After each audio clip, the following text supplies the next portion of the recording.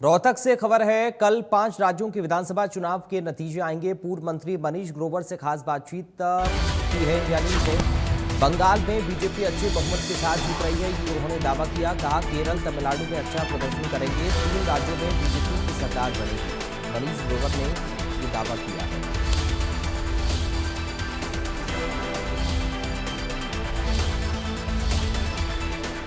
केरल तमिलनाडु में अच्छे प्रदर्शन का दावा मनीष ग्रोवर ने किया।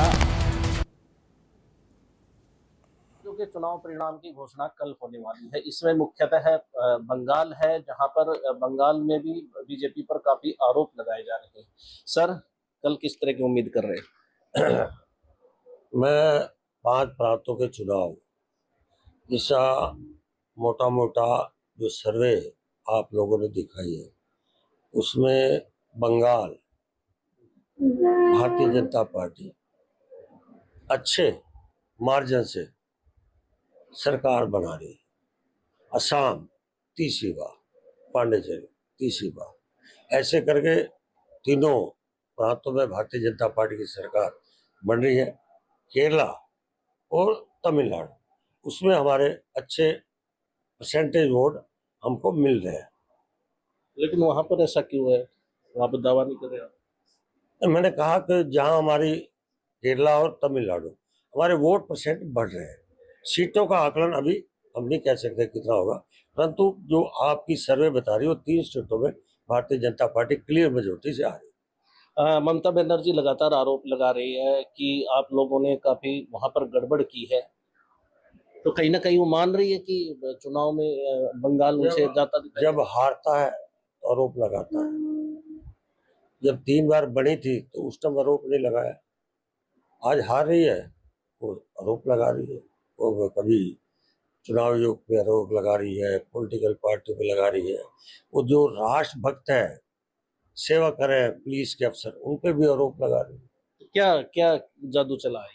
वो यादव ने उसके टीएमसी की गुंडे की वजह से, जिस तरह वह गुंडई से प्रदेश को चला रही थी, बांग्लादेशी को बंगाल को घुसपैठिए से करा रही थी, वहाँ का गरीब तबका दुखी था। तो जो उनकी देश की सुविधाएं मिलती हैं वो बांग्लादेशी ले जाते थे, इसलिए मतदाता वहाँ का दुखी था।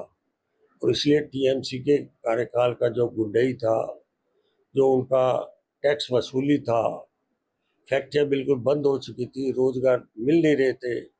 वहाँ का रोजगार पाने के लिए दूसरे स्टेटों में जाना पड़ता था।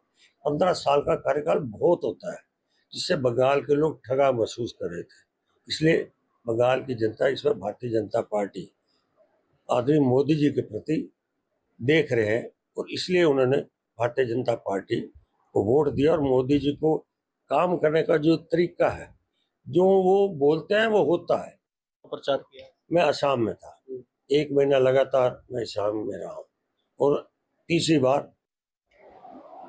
ये मेरा आकलन है कि कुलदीप हमारे नेता हैं, इसलिए बैठ के पार्टी का मामला है, उसको बैठ कर सुना।